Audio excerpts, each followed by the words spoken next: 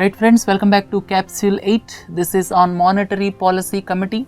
Recently Government of India notified Monetary Policy Committee, and before going into the details, let us differentiate between fiscal policy and monetary policy. Fiscal policy is the prerogative of the finance minister, and it looks at expenditure and revenue and how much money to borrow and how to spend the money and how to get revenue. These things are all looked after by the finance ministry. So basically fiscal policy is the prerogative of the finance minister, and till date monetary policy is the prerogative of Reserve Bank of India. Before the constitution of this monetary policy committee, this monetary policy is the sole prerogative of Reserve Bank of India governor, because Reserve Bank of India governor has got overriding powers with regard to monetary policy till date. And as per Reserve Bank of India Act 1934, Reserve Bank of India governor has got overriding powers, or you can say RBI governor has got monopoly. And recently amendments were made to certain clauses in Reserve Bank of India Act 1934 through Finance Act of 2016. So, as per the amendments made to the Reserve Bank of India Act of 1934 through the Finance Act of 2016, this monetary policy committee is going to be formulated.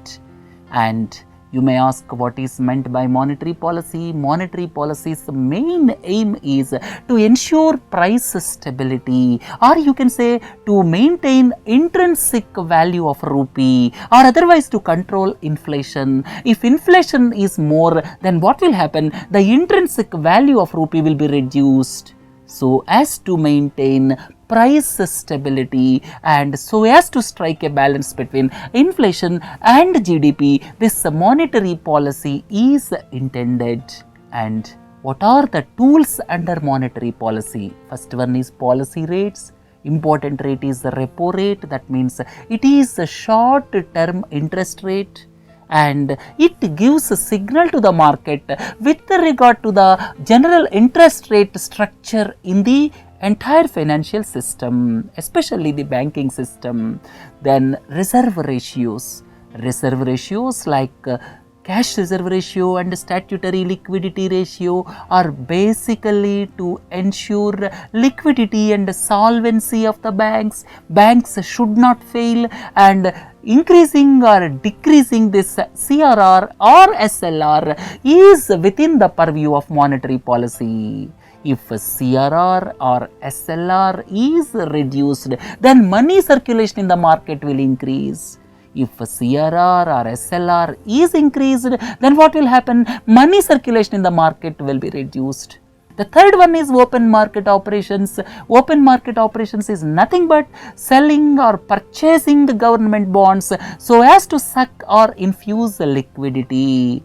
As I have already told you, so far RBI governor has got overriding powers in monetary policy decisions. However, he is advised by a technical advisory committee, and this monetary policy is announced once in 2 months now, and RBI considers CPI inflation as the target because of higher weightage of food prices in CPI inflation.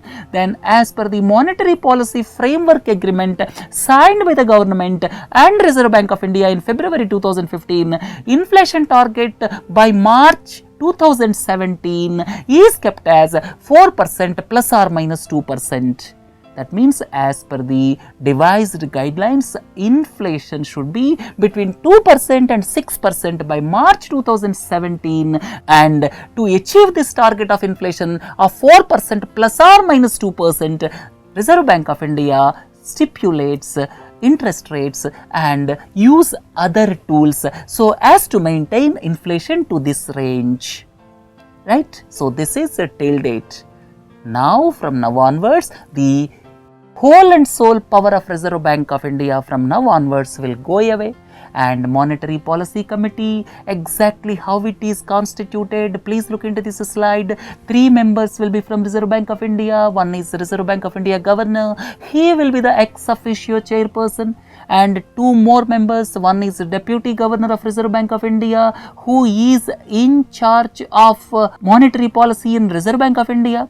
Then one officer of Reserve Bank of India. So Reserve Bank of India will constitute 3 members, and 3 members will be external. They will be experts in economics, banking, finance or monetary policy, and these 3 members are appointed by the Government of India based on the recommendations of Search cum Selection Committee, which is headed by the Cabinet Secretary. There are 6 members in the Search cum Selection Committee, and it is headed by the Cabinet Secretary. The other members are Reserve Bank of India Governor, then Secretary Economic Affairs, and 3 experts, total 6 as members, right? So they will recommend to the government with regard to the appointment of 3 members to the Monetary Committee, and the members will be appointed for 4 years and they cannot be renominated.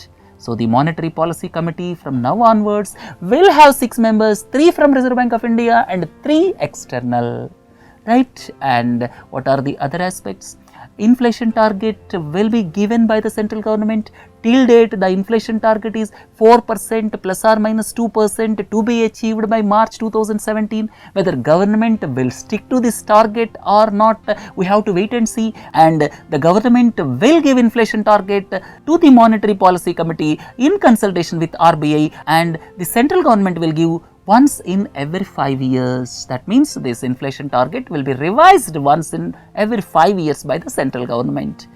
Accordingly, that means so as to achieve the inflation target as given by Government of India, Monetary Policy Committee will set the interest rates, and Monetary Policy Committee will meet at least 4 times in a year, and the government, if it feels necessary, can convey its views in writing to the Monetary Policy Committee from time to time, and RBI will publish Monetary Policy Report once every 6 months explaining the sources of inflation and forecasting inflation for the period between 6 to 18 months.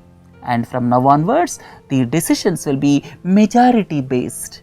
If 4 persons are one side, then that decision will be final. But if there is a tie with 3 and 3 members, then Reserve Bank of India Governor, in the capacity of ex officio chairman of Monetary Policy Committee, will have the opportunity to cast a second vote, right? If there is a tie, RBI Governor will exercise second or casting vote, and if majority is on one side, then that decision will be final. So from now onwards, majority decision will prevail in monetary policy decisions, right? So government notified on June 27th. So from now onwards, Monetary Policy Committee will take care of stipulating interest rates and other monetary policy decisions. Right friends, with this let us conclude this 8th module. Have a nice day. Thank you.